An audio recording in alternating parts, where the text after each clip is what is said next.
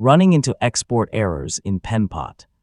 Whether your files won't download, the export button isn't responding, or the exported design doesn't look right, this guide will walk you through several common fixes. By the end of this tutorial, you'll know how to troubleshoot Penpot export problems in 2026 and get your designs exported successfully. Start with the basics by making sure your internet connection is stable. Penpot relies on an active connection for many cloud-based features, and a weak or interrupted network can sometimes prevent exports from completing. If your export isn't working, refresh the page and reopen your project. This can clear temporary glitches that may have interrupted the export process. After the project reloads, try exporting your design again. Next, check your export settings carefully. Make sure you've selected the correct frame, component, or element to export. So verify that you've chosen the appropriate file format and any available export options before trying again.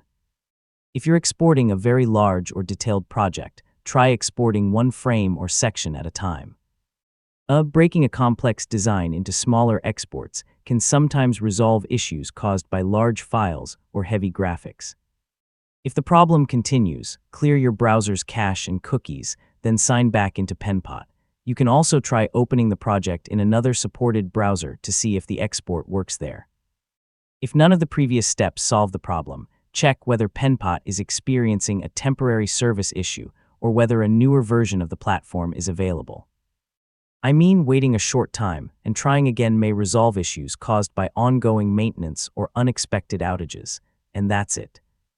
Yeah, you've learned how to fix common Penpot export errors in 2026. With these troubleshooting steps, you'll be able to solve most export problems and get back to designing quickly.